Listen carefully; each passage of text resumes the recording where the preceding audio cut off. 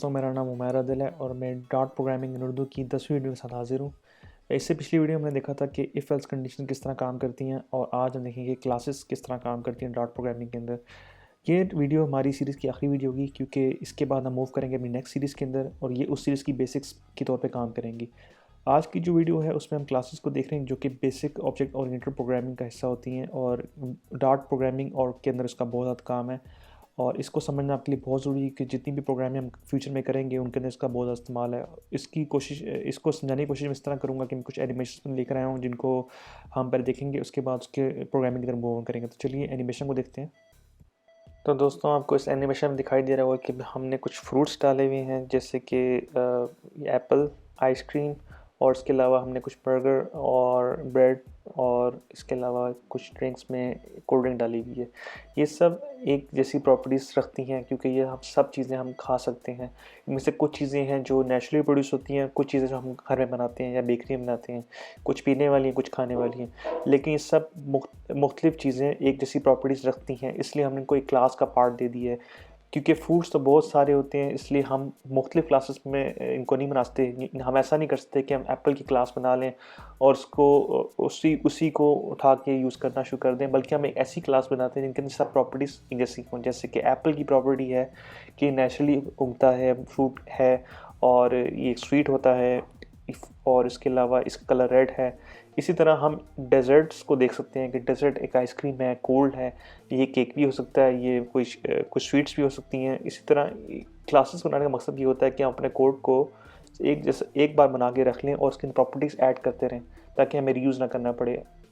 Dot के अंदर हर variable की क्लास होती है और इसी तरह हम अपनी क्लासेस बना सकते हैं और क्लासेस के अंदर वो फंक्शंस डाल सकते हैं जिनको हम फ्यूचर में यूज़ कर सकते हैं। क्लासेस का बहुत ज़्यादा रोल होता है प्रोग्रामिंग के अंदर क्योंकि आप एक ही क्लास को मल्टीपल जगह भी यूज़ कर सकते हैं, एक ही बार कोड लिखते हैं और आपकी वो चीज़ें रीयूज़ होना शुरू हो जाती हैं। और इसको हम आगे जाके एक एग्जांपल में देखेंगे जिसमें आपको क्लियरली आइडिया हो जाएगा कि अगर आप एक बार कोड लिखते हैं क्लास के अंदर तो उससे कितने फ़ायदे हैं। तो चलिए कोड की तरफ पढ़ते हैं। दोस्तों, हमने डॉट पैड अपने पास खोला हुआ है और हम डॉट पैड पे प्रोग्रामिंग करते हैं क्लास की। और क्लास बनाने का तरीका बिल्कुल सिंपल सा है। आप कीवर्ड लिखते हैं क्लास और जिस तरह हमने एनिमेशन में देखा हम फूड क्लास की बात करते हैं, फूड क्लास ही बनाएंगे। फूड क्लास, फूड के साथ क्लास लिखना ज़रूरी नहीं लेकिन मैं फिर भी क्लास लिख देता हूँ ताकि हमें याद रहे कि ये फूड क्लास है। और इस क्लास को अगर हमने इस क्लास के अंदर भी कुछ भी नहीं है, किसी कोई प्रॉपर्टीज़ नहीं, एम्प्टी बॉडी है।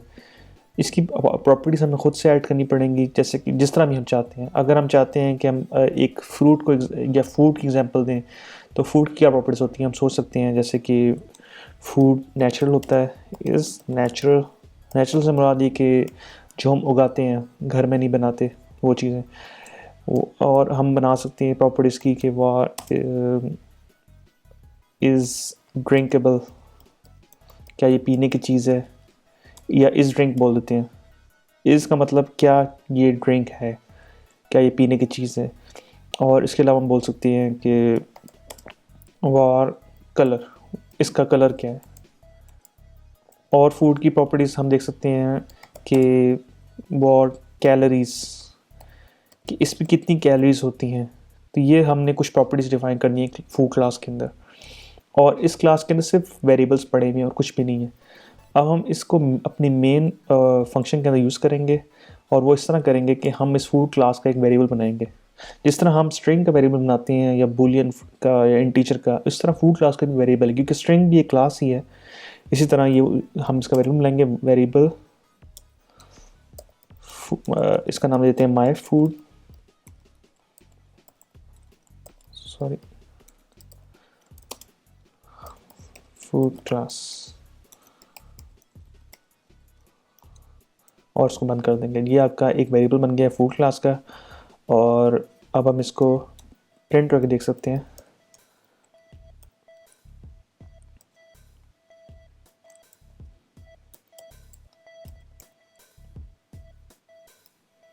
जब आप डॉट करेंगे आपके पास सारी प्रॉपर्टीज़ आ, जिस तरह आपके पास स्ट्रिंग की सारी प्रॉपर्टीज़ आ जाती हैं उस तरह आपके पास आपकी अपनी क्लास की प्रॉपर्टीज़ आ रही हैं।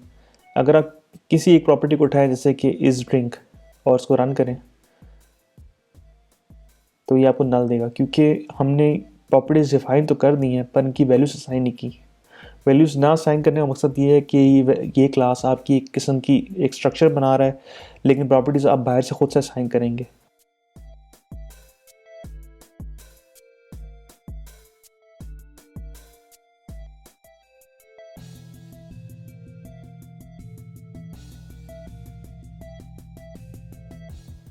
माई फूड डॉट नेम और रन करेंगे तो ये आपको प्रॉपर्टी प्रिंट कर दे देगा। अब हम देखते हैं कि हम बाकी ऑब्जेक्ट्स किस तरह एक्सेस कर सकते हैं। तो इसका फ़ायदा ये हुआ कि हमने एक किस्म क्लास बना दी है और इसको हम मल्टीपल फ्रूट्स के लिए यूज़ कर सकते हैं। वो किस तरह कर सकते हैं, अब मैंने इसका नाम माई फूड रखा हुआ है, उसको बोल सकता हूँ ये एप्पल की क्लास है, क्योंकि अब हम एप्पल की प्रॉपर्टीज़ डिफाइन कर रहे थे। और हमने यहाँ पे एक और प्रॉपर्टी डालनी चाहिए, उसका नाम होना चाहिए एप्पल डॉट कलर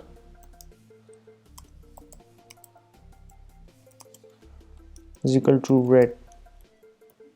अब हम इस पूरी क्लास को कॉपी, इस कोड को ब्लॉक को कॉपी कर लेते हैं और यहाँ पे डालते हैं बनाना। तो आपने देखा कि हमने एक क्लास से दो डिफरेंट क्लासेस बना ली क्योंकि हमारी प्रॉपर्टीज सेम थी। तो क्लास का ये फ़ायदा होता है कि हम एक क्लास को डिफाइन कर सकते हैं जिसमें सारी प्रॉपर्टीज हम डाल सकते हैं, प्लस हम फंक्शंस डाल सकते हैं और उसी को एग्जीक्यूट करके हम बहुत सारे काम ले सकते हैं। तो अब हम चलते हैं नेक्स्ट टॉपिक की तरफ, जिसका नाम है कंस्ट्रक्टर्स। हम क्लास के अंदर प्री डिफाइंड वैल्यूज़ जिस तरह हम अभी बना रहे हैं, इसको हम बोलते हैं कि हम प्रॉपर्टीज एक्सेस कर रहे हैं। अगर हम चाहते हैं कि हम वैल्यूज़ प्री डिफाइंड डाल दें जो कि क्लास इनिशियलाइज होने के साथ ही वो प्रॉपर्टीज़ के अंदर आ जाएँ, तो उसको बोलते हैं कंस्ट्रक्टर इनिशियलाइजेशन। कंस्ट्रक्टर इनिशियलाइजेशन के लिए हमें पहला काम ये करना है कि हमने एक वेरिएबल्स के बाद क्लास का नाम लिखना है और इसको इस तरह बंद कर देना है। एक ब्लॉक बना दी हमने। अब हम इसके अंदर कुछ प्रॉपर्टीज़ के इनपुट्स लेंगे, जैसे हम फंक्शन के अंदर लेते हैं स्ट्रिंग नेम, उसके बाद बू इज़ नेचुरल। जितनी भी प्रॉपर्टीज़ हैं उनको हम डिफ़ाइन कर लेंगे। अभी हमने कंस्ट्रक्टर बनाया है, लेकिन जैसे ही हमने कंस्ट्रक्टर बनाया, आप देख रहे होंगे ये एरिया उसने हाईलाइट कर दिया है। उसने हाईलाइट इसलिए किया क्योंकि वो बोल रहा है कि 5 पोजीशन आर्ग्यूमेंट्स एक्सपेक्टेड थी बट 0 फाउंड। यानी कि इस क्लास के अंदर पहले कंस्ट्रक्टर नहीं था, तो आप वैल्यूज़ बाहर से असाइन कर रहे थे, लेकिन जब आपने कंस्ट्रक्टर डिफ़ाइन कर दिया है तो आपको वैल्यूज़ पहले से डालनी पड़ेंगी इसके अंदर। तो हम कंस्ट्रक्टर को डालना शुरू करते हैं। यहाँ वैल्यूज़ के अंदर वैल्यूज़ को डालते हैं एप्पल, क्योंकि हमारा पहला वेरिएबल का नाम है नेम, दूसरे का नाम है इज़ नेचुरल, इसको हम बोल दें ट्रू। तीसरा इज़ ड्रिंक, ये हमें पता है ड्रिंक नहीं है, फॉल्स।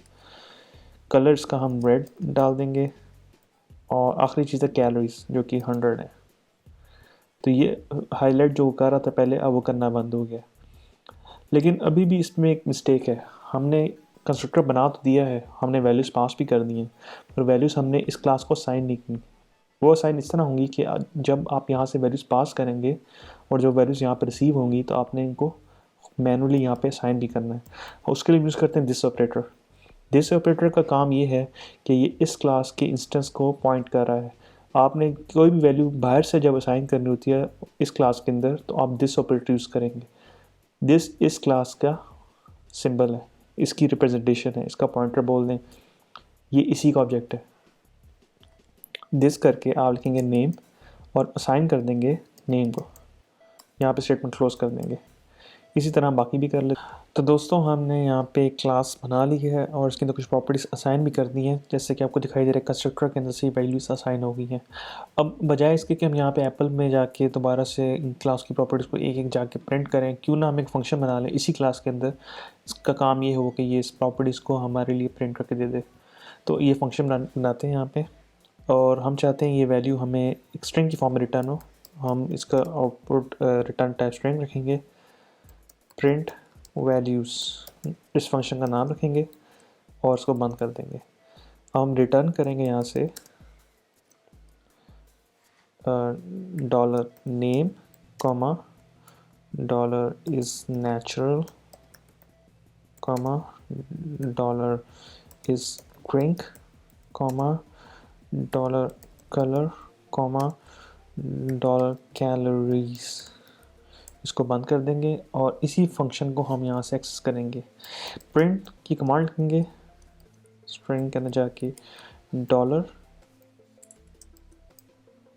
एप्पल डॉट, और आपके पास फंक्शन यहाँ पे आ रहा है प्रिंट वैल्यूज़ के नाम से और उसकी आउटपुट टाइप स्ट्रिंग है।